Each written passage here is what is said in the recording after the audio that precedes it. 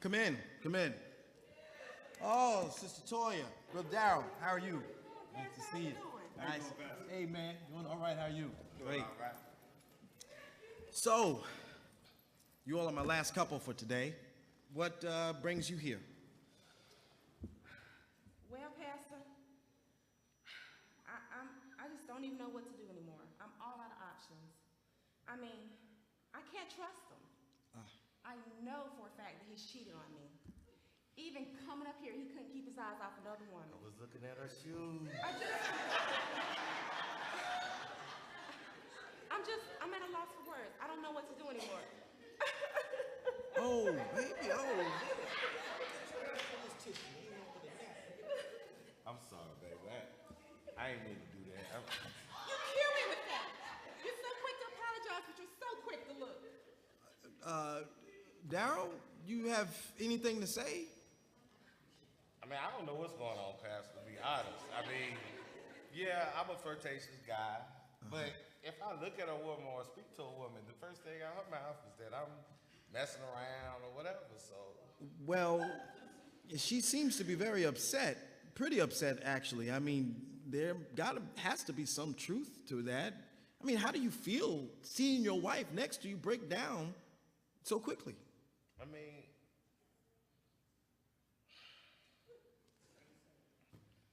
can I be real with you, Pastor? That's what you're here for. I mean, I don't know what's going on with me. Everything my wife says is correct. I've disrespected her. I've treated her wrong. It's like I'm out here chasing something, and I don't even know what I'm looking for. I mean, I see what it's doing to my marriage and my wife, and that's why we're here. You know, I want to fix it. Well, I appreciate your honesty and vulnerability, actually. It kind of sounds like, from your description, that you're having a problem with intimacy. So with who? You're having a problem with knowing how to be intimate in your relationship. That's what you say? I died. Don't you worry about that, Pastor. We ain't got no problem with intimacy. I'm exempt.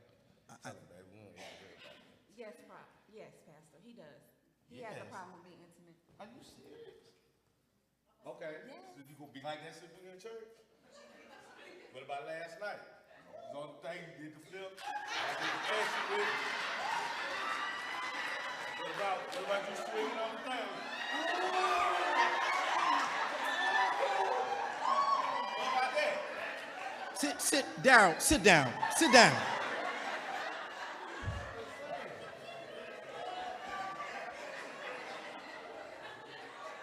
It is,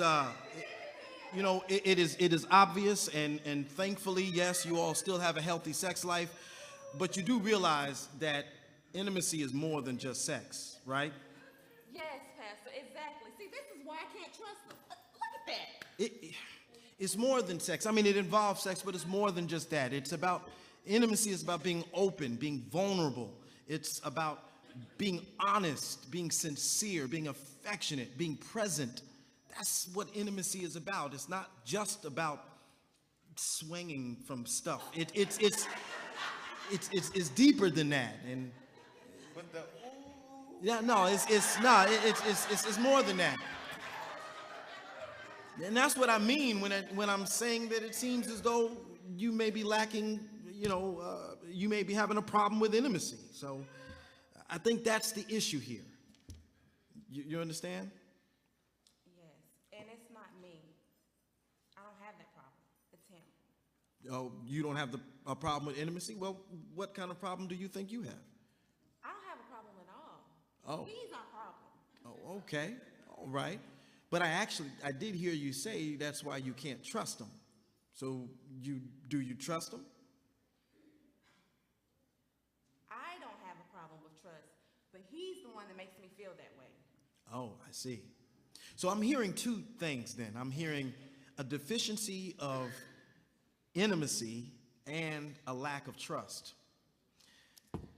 If a marriage is going to work and if love is going to be validated, it's going to require both. Being intimate, knowing how to be intimate, and knowing and having to trust. There's a story in the Bible. Really, we all know it as the woman at the well. Have you ever heard the story of the woman at the well? Yes, sir. Yes, Pastor, I'm familiar with that story. But oh God, don't tell him about her. He might try to talk to her. What kind of shoes did she have on? They didn't even wear shoes back then. They're right. Yeah, she didn't have shoes. She had sandals, and the feet were crusty. But listen, don't even worry about. It's not about what she was wearing. The point is that she was a woman that has been, recognized for having the same problem that I think that your marriage is having. That she struggled both with intimacy and with trust. She's been in many relationships, as you read the story, you discover, and all of those relationships didn't work. And at the same time, you can tell that she was somewhat distrusting. Even whenever Jesus came up to her, she was suspicious of Jesus's intention. Here she was, a woman who was broken and shattered because she lacked intimacy, whether it is her ability to show it or receive it. And she lacked trust. To be honest with you, that's probably the issue with a lot of us, independently, whether we're married or not. A lot of us really don't know how to be intimate when it comes to our worship of God or our relationship with God. I mean, we know how to say all the right words, but being intimate means that we're open, that we're vulnerable in the presence of God. And a lot of us really don't trust like we say we trust. I mean, we'll testify that we trust in God, but when the rubber meets the road and when our back's against the wall, we try to do everything else, but rather leaning on God. So really, we kind of all suffer this issue of intimacy and trust, kind of how you all are suffering it now.